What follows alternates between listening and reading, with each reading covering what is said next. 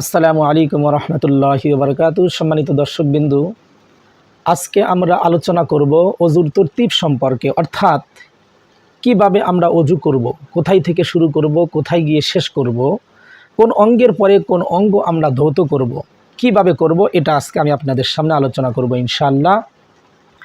সর্বপ্রথম আমরা কিবলার দিকে মুখ করে সামান্য উঁচু জায়গায় বসবো। এটা এই জন্য করবো যাতে অজুর পানির ছিটা নিজের শরীরে না লাগে। সর্বপ্রথম উভয় হাতের কবজি পর্যন্ত 3 বার ধৌত করে নিব। এরপর 3 বার কুলি করব। এরপর মেসওয়াক করব। যদি মেসওয়াক না থাকে সেই ক্ষেত্রে শাহাদত আঙ্গুলির মাধ্যমে আমাদের দাঁতগুলোকে আমরা পরিষ্কার করে নেব, ভালোভাবে মলে নেব। এরপর যদি আমরা রোজাদার না হই তাহলে গড়গড়ায়া কুলি করব 3 বার, আর যদি রোজাদার হই তাহলে গড়গড়ায়া কুলি করব না। এরপর 3 বার নাকের ভিতরে পানি দিব। নাকের নরম জায়গা পর্যন্ত পানি পৌঁছায়া বাম হাত দিয়া নাকটাকে আমরা পরিষ্কার করে নেব। তবে যদি রোজাদার অবস্থায় থাকি তাহলে নাকের নরম অংশ পর্যন্ত পানি পৌঁছাবো না।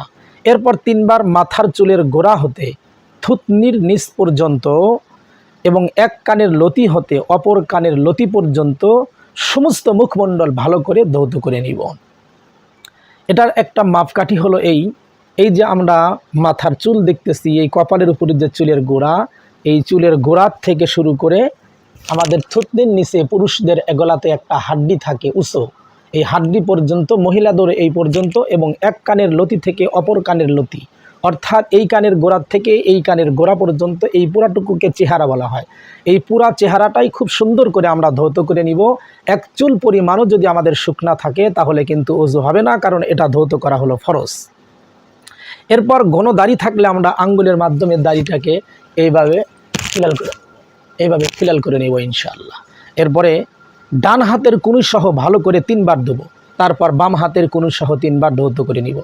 হাতের ভিতরে যদি আংটি থাকে, এই আংটিগুলো আমরা নড়ে চড়ে এর ভিতরে পানি প্রবেশ করা, এবং মহিলাদের ক্ষেত্রে যদি চুড়ি আর বালা পরেন তাহলে আপনাদেরকেও নড়ে চড়ে, এটা যদি টাইট থাকে তাহলে তার ভিতরে পানি পৌঁছাইতে হবে। এর ভিতরে হাতের আঙ্গুলগুলো এরপরে আমরা খিলাল করব।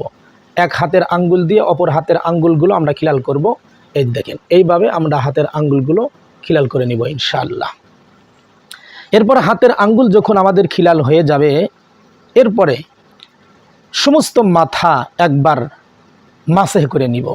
এরপর শাহাদত আঙ্গুল দিয়ে কানের ভেতর দিক এবং বৃদ্ধা আঙ্গুল দিয়ে কানের বাইরের দিক মাসেহ করে নিব। বৃদ্ধা আঙ্গুল অর্থাৎ এই আঙ্গুল দিয়ে কানের উল্টা পিঠ মাসেহ করব, শাহাদত আঙ্গুল দিয়ে আমরা ভিতরে এইভাবে পরিষ্কার করে নিব, এবং ছোট্ট আঙ্গুল দিয়ে কানের ভিতরে প্রবেশ করে মাসেহ করে নেওয়া হলো মুস্তাহাব।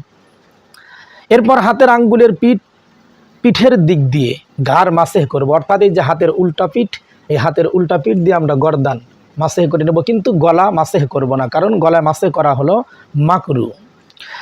এরপর কান মাসেহ করার জন্য নতুন কোনো পানির নেওয়ার প্রয়োজন পড়বে না, অর্থাৎ মাথা মাসেহ করার পরে আপনার হাতের ভিতরে যে আর্দ্রতা থাকবে, ভেজা ভেজা ভাব থাকবে, এটার দ্বারাই গর্দান মাসেহ করে নেবেন। বরং মাথা মাসেহ করার পর হাতের আর্দ্রতা দিয়েই মাসেহ করে নিব আমরা ইনশাআল্লাহ। এরপর 3 বার টাকনু সহ উভয় পা ধৌত করব। প্রথমে ডান পা, এরপর বাম পা ভালো করে ধৌত করে নিব।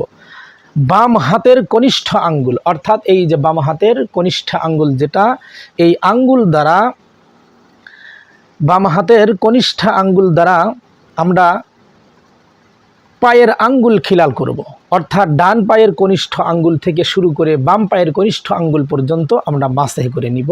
এটা হলো অজু করার তরিকা, শুরু থেকে শেষ পর্যন্ত আমরা জানলাম।